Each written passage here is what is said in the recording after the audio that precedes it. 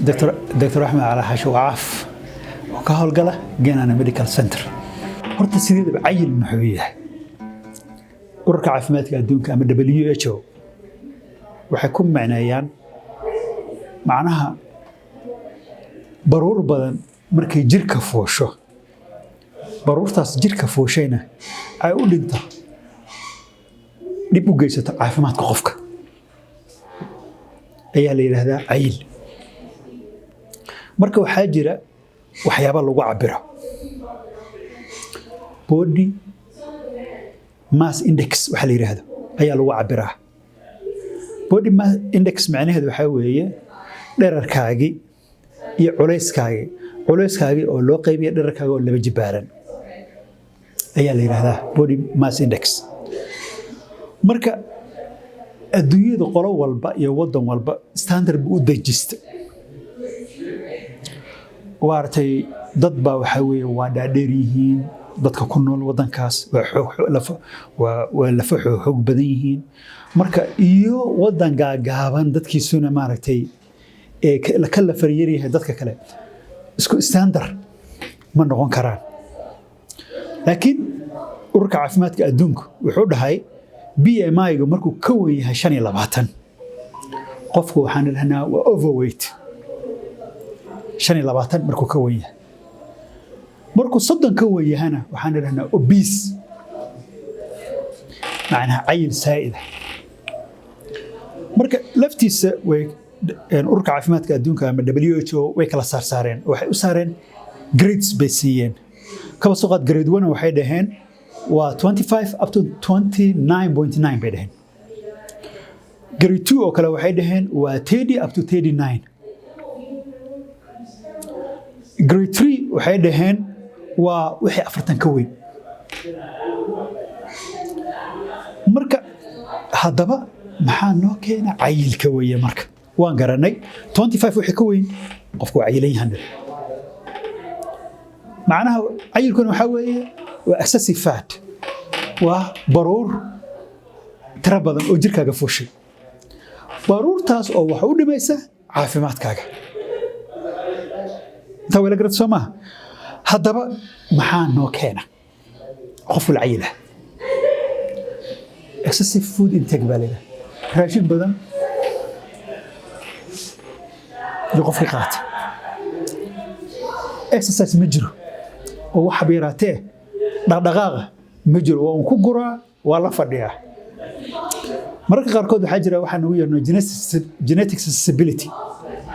dadka qaarkood waxay u fudud yihiin inay cayilaan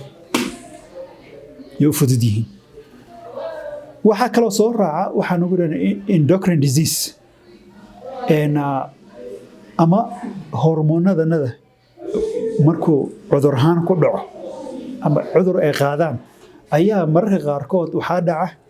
inay faad badan u jirka uu ururiyo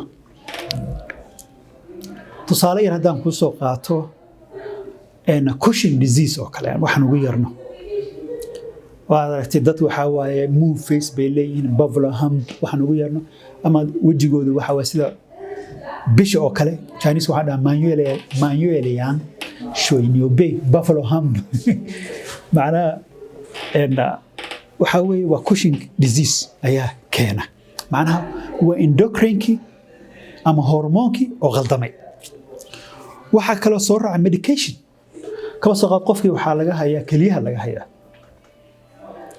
wuxuu qabaa chronic glomerulonephritis buu qabaa ama nephrotic syndrome buu qabaa marka daawada lagu dayo waxa kamid ah steroidka kamid ah kaba soo qaad prednisolone baan siinayaa marka daawadaas maxay sababaysaa in faadkii macnaha ama baruurtii ay jirka meela kala duwan ka tagto inay caloosha kaligeed fariisato inay halkaa fariisato inay wajiga fariisato lugihii ay macnaha meeshii jirka inaysan si isku mid ah baruurta aysan u wada fariisan ee meelo kala duwan ay tagto waxa kamid ah mental disorders dadka maskaxda maartay ka jiran dadka waalan waa aragtay daawooyin baa la siiyaa mararka qaarkood and then raashin badan bay cunaan qofku wuu xanuunsan yahay maskaxda laga hayaa raashin badan buu qaadanayaa ayada lafteeda marka waxay keenaysaa qofku wuu cayilahayaa isku soo wada dub raashin badan oo cunay adoon exercise sameyn genetically dhaxaltooy ahaan macnaha jiinkaagi ayaa u fududahay inaad cayisho hormoonadaadii oo qaldamay endocrinal disease oo jira iyo daawooyin lagu siiyey iyo qofkii oo maskaxda laga hayo ayaa ah inta badan waxa keena inta wayla garata soo ma qof sideeba u jaraama sideebaan u daaweynaa iyo marka daaweyntii baa timid oo cayilka ku saabsanayd okay waxaan ka raacaynaa meesha ayada ahayd wixii keenay waxaan nidhi excessive intake of food raashin badan baan qalalab ku siinaynaa dee raashinka yaree bilaash kuma candhuufteeda ii macaaniyo no ma jirto waxaas waxaa weeye qofkii raashin badan buu ka dhargay sidaasuu ku cayila raashinka yaree janiska waxaan dhahnaa shaoliyan duwas xoogaa yar cun waqtiyo kala duwan borotiinka badi karbohaydraytka yaree taasi waa mid labo exercise marka hore maxaa qofkii dhaqdhaqaaqay soo maaha move on qofkii waa inuu exercise sameeyo waa inuu jirkiisa dhaqaajiyo mararka qaarkood markaan cudurrada badan aan daraasad ku samaynay waxaan nidhi ilaahayba designka markuu noo sameynayo nooguma talagelinba inaan fariisano dambaabaya maanta inaa qofku dhaqaaqo oo shaqeeyo ordo yaa loogu talagalay ilaahay saasoo designkanaga ayay ka mid ahay marka qofkii haddii uusan maaragtay dhaqdhaqaaqin jirkiisa uu cayilayaa cudurro badanna way imaanaysaa kaba soo qaad cudurrada ay keento waxaa ka mid ah cardiovascular disease macnaha wadnihii qofka laga qabanaya xaydhi baa fariisanaysa